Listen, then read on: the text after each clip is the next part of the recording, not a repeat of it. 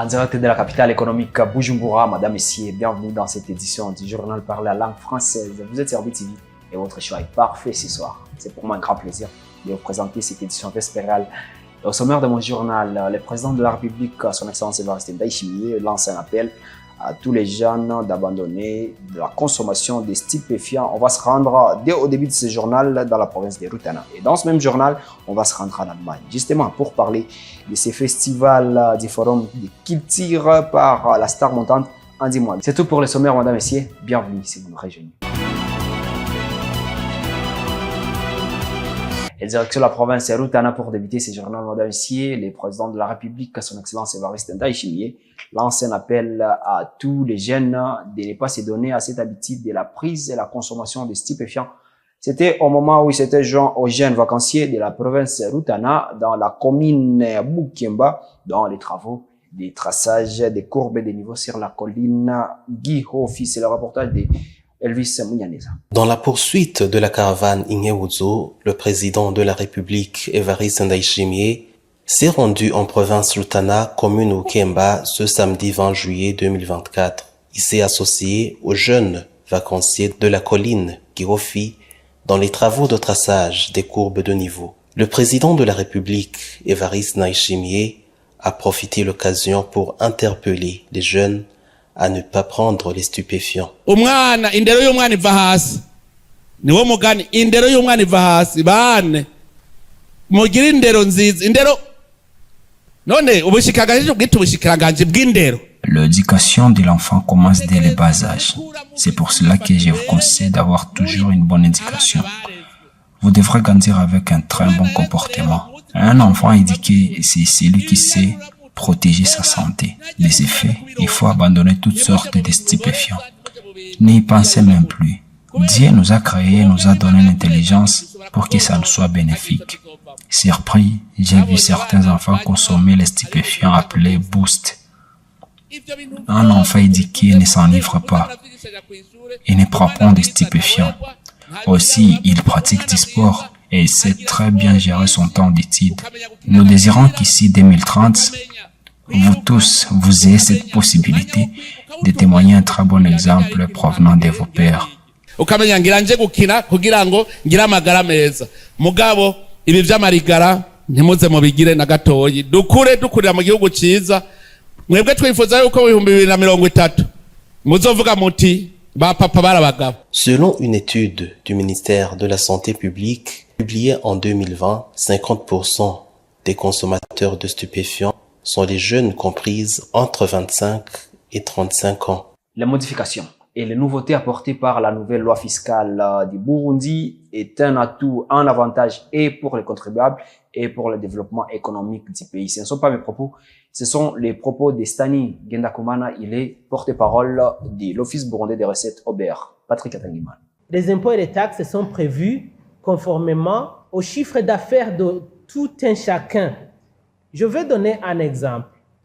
La loi pour le cas des petits et micro-contribuables qui ont le numéro d'identification fiscale, à titre illustratif, pour quelqu'un qui a un chiffre d'affaires trimestriel de 1 million, ça comprenait la majorité des boutiques que nous avons à travers donc les quartiers et les collines. Et 1 million chiffre d'affaires trimestriel, et il va payer 3 000 francs. Pas plus de 3 000 francs en tout cas. Alors, à quoi bon de fermer son business ou sa boutique pour une affaire de 3 000 francs sur 3 mois? Il s'agit de 1 000 francs par mois à donner au trésor public, alors que nous sommes conscients que c'est à travers les recettes, les taxes et les impôts que le gouvernement paye la scolarité pour nos enfants, construit les routes qui nous amènent jusque chez nous, nous donne de l'électricité et de l'eau potable. Est-ce que vraiment ça c'est trop demandé aux contribuables? Donc tout ce que nous demandons, c'est la collaboration effectivement. Suivant la loi numéro 1/19 du 28 juillet 2024 portant la fixation du budget général de la République du Burundi pour l'exercice 2024-2025, la loi fiscale a été révisée. Stani Gendakumana, le porte-parole de l'Office burundais de recettes OBR en sigle, affirme que les nouveautés et les modifications apportées constituent un intérêt pour le contribuable et pour le développement économique du pays. La loi budgétaire en vigueur aujourd'hui implique toutes les institutions étatiques à bien collaborer avec l'Office burundais des recettes en vue de bien collecter les recettes fiscales dans ce pays. Et d'autres nouveautés, c'est par exemple la collecte de la redevance routière pour les détenteurs des engins roulants qui étaient jusque-là collectés en fonction du poids et du cylindrée du moteur. Et la loi budgétaire actuelle a facilité les choses. Ça veut dire que toutes les personnes qui vont s'approvisionner en carburant à la station, donc cette redevance sera perçue ou sera collectée sur le litre d'essence de mazout consommé à raison de 75 francs par litre. Dans la nouvelle loi fiscale, par exemple, selon l'article 105, aujourd'hui, avant de construire un bâtiment dans un périmètre urbain, il faut avoir une autorisation de bâtir, faute de quoi cet article prévoit une amende de 500 000 francs. Coup de projecteur à présent sur la musique burundaise qui ne cesse d'ailleurs de franchir des frontières, l'étoile montante, la star burundaise, les chanteurs et en même temps guitariste burundais André Ndabanedze, très connu sous le nom de Andy Mwag, a organisé le festival du Forum de Culture Sama Festival der Kanasta qui s'est tenu en Allemagne. C'était ce samedi 20 juillet 2024. L'artiste André Ndabanedze, connu sous le nom de Andy Mwag, le samedi dernier s'est produit en concert en Allemagne dans le festival Sommel Festival der Kulturen. Après une bonne performance, Andy Mwag nous a accordé l'interview pour nous parler brièvement de sa tournée musicale en Europe. Et là, donc, ça s'est passé très bien en Allemagne. On avait joué, c'était un grand festival. Comme vous le voyez, vous allez voir ça dans les images. Et on nous a bien accueillis. Et là, j'aimerais dire spécialement d'abord merci à 16 SZ Burundi qui ont organisé tout. C'était bien organisé. Et à part ça, je voulais dire merci à Marahaba Music Expo qui a coordonné tout ça, en fait qu'on arrive ici, bless up. Et merci aussi au sommet, au forum festival de Kachan qui nous ont accueillis très bien. Donc pour moi ça a été un grand plaisir de jouer à l'international. Ça c'est un grand festival. Et je vous jure, c'était bon. On avait fait des musiques un peu africaines. Comme vous connaissez, j'ai fait de la Afrofusion. Et donc ça a été bien. On a eu des contacts. On a travaillé avec d'autres Burundais qui étaient ici. Les bandes qui m'ont accompagné. Merci.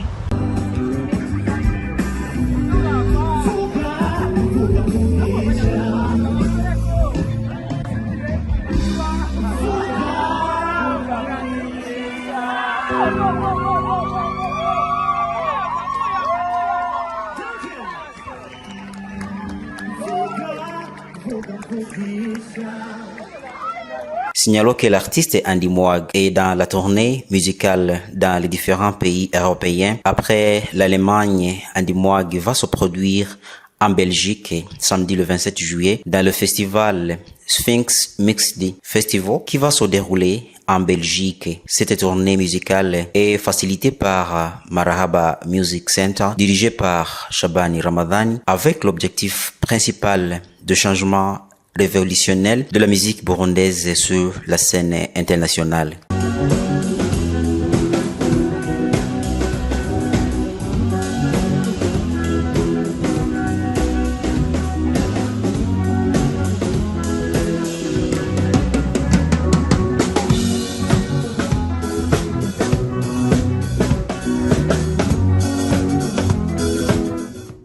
Et si vous êtes beaucoup plus football que musique, ou alors si vous êtes fan d'aider, ce n'est pas d'ailleurs incompatible, alors je vous laisse dans les mains de notre confrère Gilles Vernon Kimana pour nous parler de cette double victoire, si ce n'est pas triple victoire, des jeunes de moins de 16 ans. D'abord, en basketball, les garçons ont remporté la coupe de la zone 5 et ont réussi un ballon et une enveloppe de 300 000. Du côté des filles, ils ont réussi une enveloppe de 200 000 et un ballon. Et en football, l'académie Young City a été sacrée champion du tournoi des moins de 16 ans, à l'emporter face à l'Académie de la Gakura.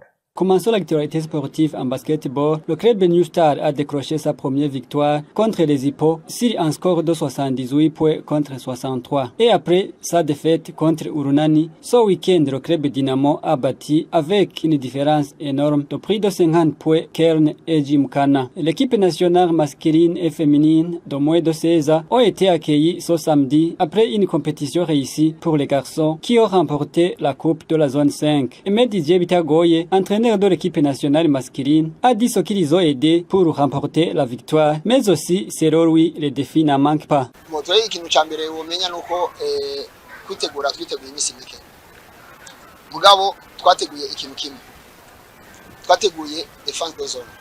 Il faut savoir que nous avons eu très peu de temps pour nous préparer, ce qui nous a poussé à nous entraîner sur seulement une technique, celle de la défense de zone nommée 2-1-2, et ça nous a beaucoup aidé. Nous avons défendu ensemble et nous avons profité sur des contre-attaques car nos joueurs sont très rapides. La grande majorité de nos adversaires étaient physiquement forts plus que nos joueurs. Les papiers de voyage ont été un défi pour notre équipe, ce qui nous a poussé à diminuer le nombre de matchs d'entraînement. C'était prévu 7 matchs, mais nous n'avons fait que 4. Autre défi est que les entraînements ont commencé un peu en retard.